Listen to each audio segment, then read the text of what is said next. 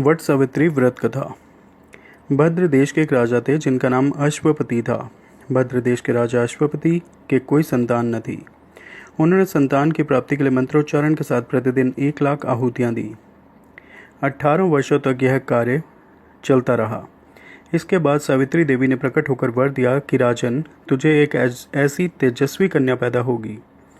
सावित्री देवी की कृपा से जन्म लेने के कारण से कन्या का नाम सावित्री रखा गया।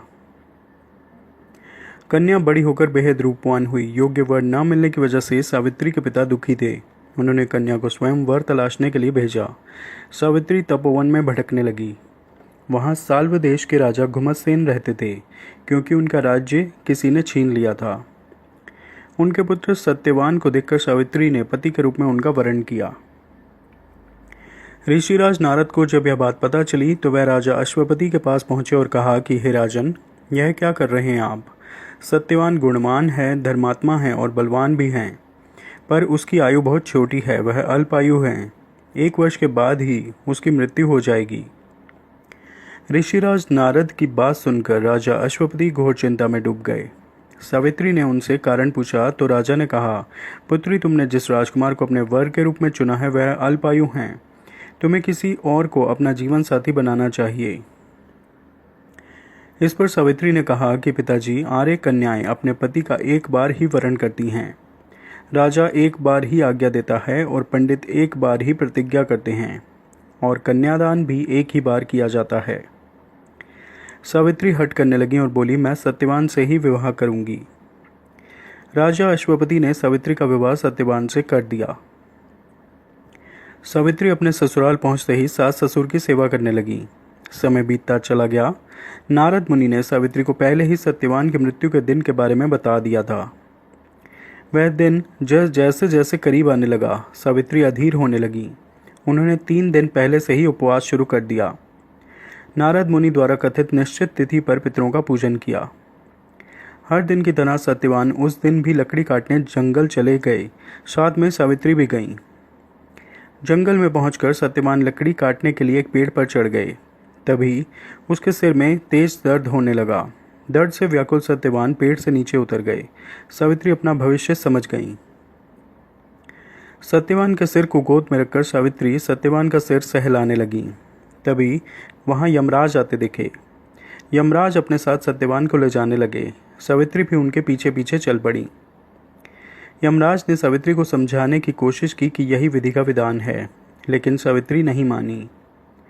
सावित्री की निष्ठा और पति परायणता को देखकर यमराज ने सावित्री से कहा कि हे देवी, तुम धन्य हो, तुम मुझसे कोई भी वरदान मांगो। सावित्री ने कहा कि मेरे सास ससुर वनवासी और अंधे हैं, उन्हें आप दिव्य ज्योति प्रदान करें। यमराज ने कहा, ऐसा ही होगा, जाओ अब लौट जाओ। लेकिन सावित्री अपने पति सत्यवान के पीछे पीछे चलती रहीं। यमराज ने कहा, देवी तुम वापस जाओ। सावित्री ने कहा, भगवान, मुझे अपने पतिदेव के पीछे पीछे चलने में कोई परेशानी नहीं है। पति के पीछे चलना मेरा कर्तव्य है। यह सुनकर उन्होंने फिर से उसे एक और वर मांगने के लिए कहा। सावित्री बोले, हमारे ससुर का राज्य छिन गया है, उसे पुनः वापस दिला दें। यमराज ने सावित्री को यह वरदान भी दे दिया और कहा, अब तुम लौट जाओ। लेकिन सावित्री पीछे पीछे चलती रहीं। यमराज ने सावित्री को तीसरा वरदान मांगने को कहा। इस पर सावित्री ने 100 संतानों और सौभाग्य का वरदान मांगा। यमराज ने इसका वरदान भी सावित्री को दे दिया।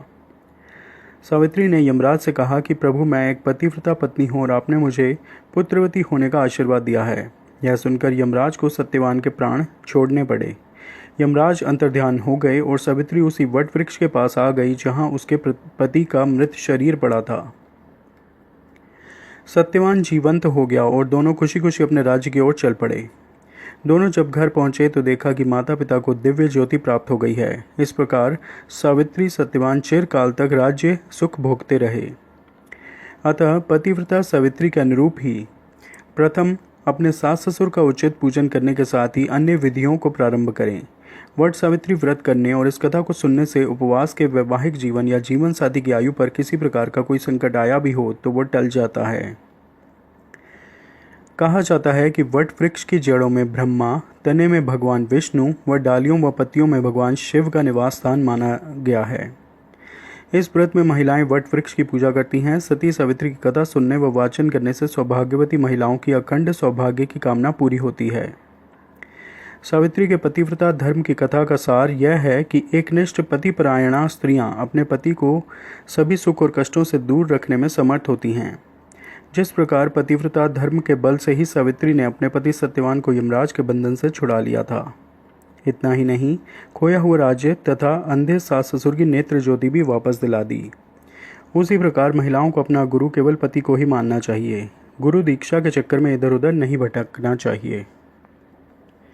ये वट सावित्री व्रत कथा का लिंक इस वीडियो के डिस्क्रिप्शन बॉक्स में भी दिया हुआ है। आप वहाँ पे जाके मेरी वेबसाइट पर भी ये व्रत की सारी जानकारी ले सकते हैं। इसके बारे में, इसकी कथा के बारे में आप वहाँ पे भी आप देख सकते हैं।